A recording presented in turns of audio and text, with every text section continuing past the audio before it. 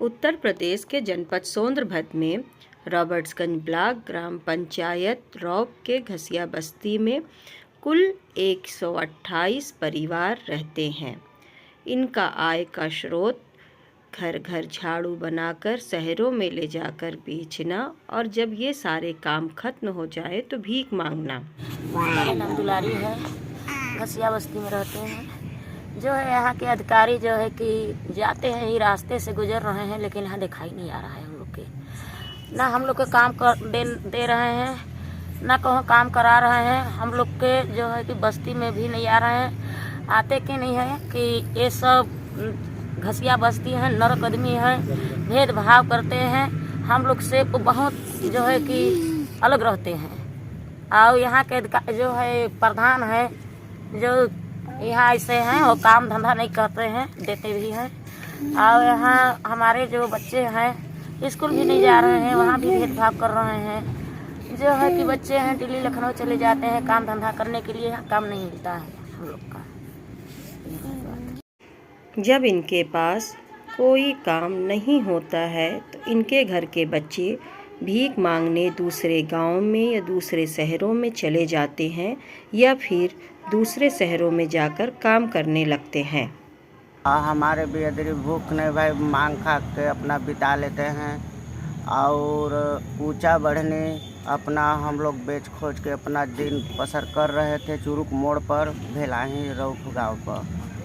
और इसके बाद में एक दिन का दिन हुआ 2001 में कि हमारा नाम है फूलचंद, जो कि हमने नाचते गाते रहते हैं, संगीत में कुछ भाई दो पैसा कमाते हैं। और 2001 में दो पुलिस चौराहे पर हमारे पास घटना किया, हमको नस्लाइट बना कर मारने पीटने लगा।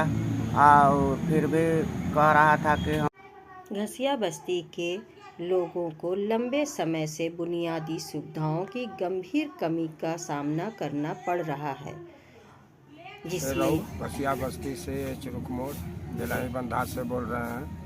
नाम है नरेश।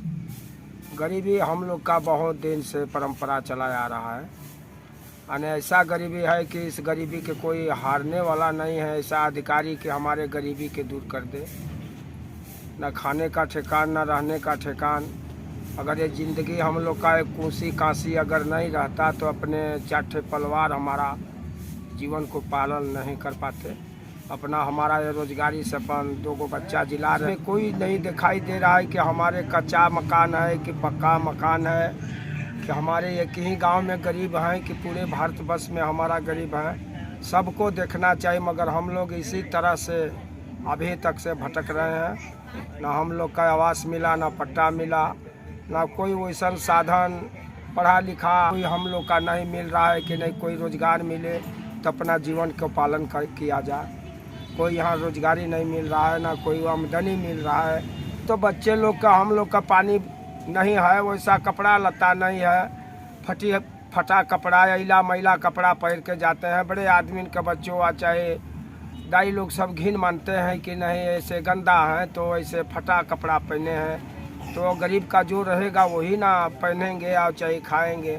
अब हमारे घर में नमक है तो मैं नमक ही रोटी खाकर अपना हम लोगन के गिनहा मान रहा है कि इसलिए हम लोगन के बस्ती में नहीं आ रहा है, छूत मान रहा है। तब तो हम लोगन के कोनो देखभाल नहीं कर रहे हैं। शहर में जा रहे हैं, शहर घिनना मान रहा है। हम लोगन के जब दिल से बढ़िया से ध्यान से सरकार जब हम लोगन के देखे तब तो हम लोगन कोनो बात तो हम लोगन के कौन छूत काट रहा है, कौन ऐसा काट रहे हैं, तो इसके लिए हम लोगन के नहीं आते हैं अधिकारी लोग, सरकार लोग। अगर इतना समझते तो हम लोगन के बराबर कर लिए, हम लोगन के देखभाल कर लिए। आदिवासी परिवार आज भी अत्यंत दैनिक परिस्थितियों में जीवन व्यतीत कर रहा है। इनकी आर्थिक, सामाजिक और बुनियादी आवश्यकताएं पूरी नहीं हो पा रही है। सरकारी योजनाओं का लाभ भी इन तक पूरी तरीके से नहीं पहुंच पा रहा है, जिसके कारण इनकी स्थिति आज भी बहुत कमज़ोर है। अधिकतर परिवारों के पास न ही ज़मीन है, न ही पक्के मकान हैं। यहाँ के लोग सरकारी ज़मीन पर बने कच्चे मिट्टी के घरों में रहते हैं, जो बारिश के समय टूट फूट जाते हैं। अब तक इन्हें प्रधानमंत्री आवास योजना या आवासीय सुविधाओं का लाभ नहीं मिल पाया है। यहाँ के अधिकांश लोगों के पास स्थानीय रोजगार का कोई साधन नहीं है। ये लोग मुख्य रूप से झाड़ू बनाकर अपना जीवन यापन करते हैं। जब काम नहीं मिलता तो भिक्षा मांगने या अन्य का शहरों में पलायन करने, दिहाड़ी मजदूरी करने को मजबूर हो जाते हैं। आदिवासी समुदाय आज भी गरीबी, बेरोजगारी और पलायन जैसी गंभीर समस्याओं से जूझ रहा है। बुनियादी सुविधाओं के अभाव में इनका जीवन अत्यंत कठिन है। सरकार और संबंधित विभागों को आवास, पानी, बिजली और रोजगार के लिए तुरंत ठोस कदम उठाने की आवश्यकता है ताकि इनकी